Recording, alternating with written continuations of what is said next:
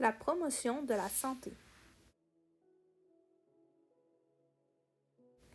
La promotion de la santé, le pouvoir d'agir de la population au cœur de l'action.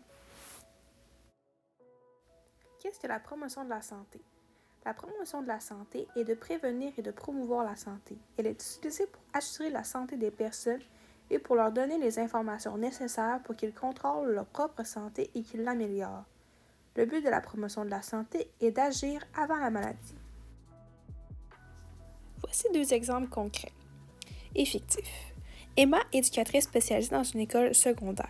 Emma présente aux élèves de 3e secondaire l'importance d'utiliser des condoms pour se protéger des maladies transmises sexuellement et pour prévenir une grossesse. Ainsi, elle fait la promotion de la santé. Marc-Olivier, éducateur spécialisé dans une résidence pour personnes aînées, présente aux résidents qu'il est important de faire du sport à n'importe quel âge pour garder une bonne santé mentale et physique. Ainsi, il fait également de la promotion de la santé. Objectif de l'approche.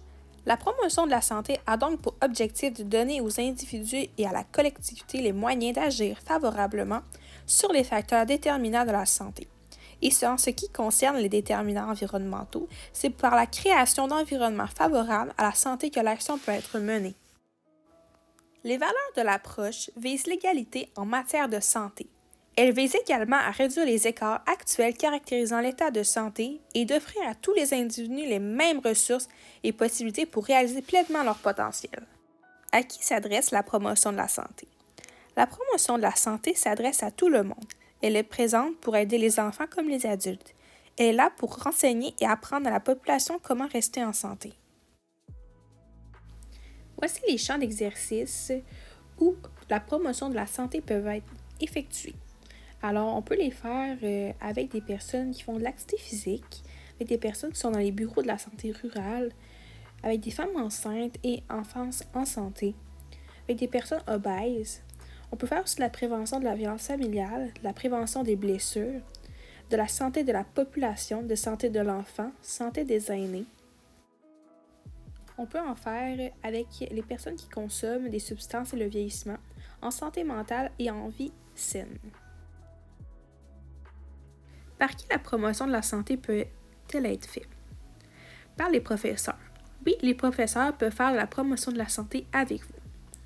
Par les éducateurs spécialisés. Il n'est pas rare que les éducateurs spécialisés fassent la promotion de la santé dans tout leur milieu d'exercice. Par les infirmières font souvent de la promotion de la santé partout où ils travaillent. Et bien plus encore. Il peut y avoir les médecins, les parents, frères et sœurs, employeurs, gouvernements, entraîneurs et autres. Les avantages de la promotion de la santé. En fait, chacun est libre de changer ses habitudes selon ce qu'il entend. Ça laisse la personne le pouvoir de changer comme il le désire. De plus, elle donne de l'information, informe la personne pour améliorer ses connaissances sur un sujet. Et pour conclure, il y a l'égalité entre les personnes.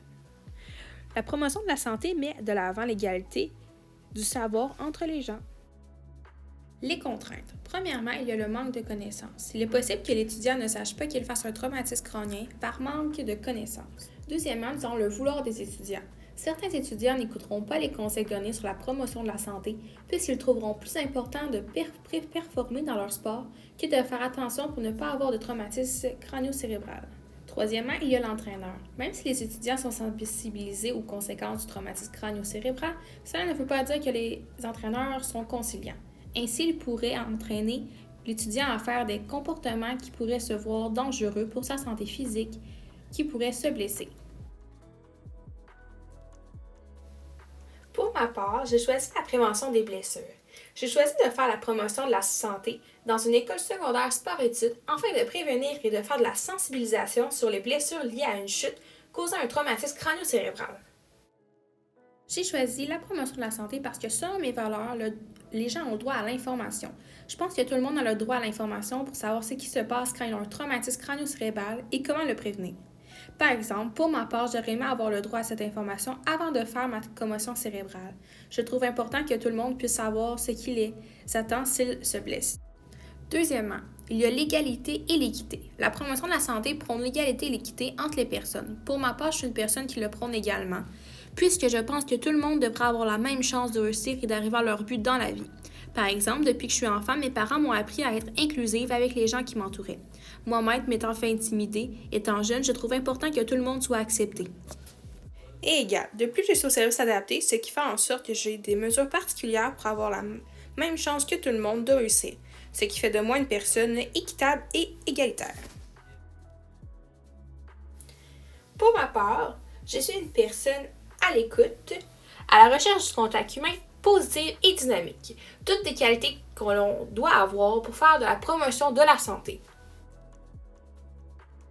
Pourquoi la déficience physique? Depuis que j'ai fait un stage en CPE, j'ai un grand intérêt pour la déficience physique. Dans ce CPE, j'ai travaillé avec plusieurs déficiences physiques qui m'ont passionné, telles que la paralysie, la déficience visuelle, la déficience auditive, l'AVC, l'épilepsie et plus encore. Pourquoi le TCC? Pendant mon congé des fêtes, je me suis fait une commotion cérébrale en ski alpin. Et je crois qu'il y a peu de prévention dans les sports comme le ski, le hockey, la ringuette, le football et autres sports de contact. Ainsi, je crois qu'il y a un potentiel besoin de faire de la prévention auprès des adolescents du secondaire qui sont plus à risque de faire une commotion cérébrale en pratiquant un sport. Pourquoi les écoles secondaires sport-études? J'ai choisi les écoles secondaires puisqu'il m'est plus facile de parler avec les adolescents et que c'est une clientèle que je comprends bien. De plus, les adolescents en sport-études sont à risque de faire des traumatismes crânio-cérébrales à cause de leur sport. Merci de m'avoir écouté, j'espère que vous avez aimé la promotion de la santé.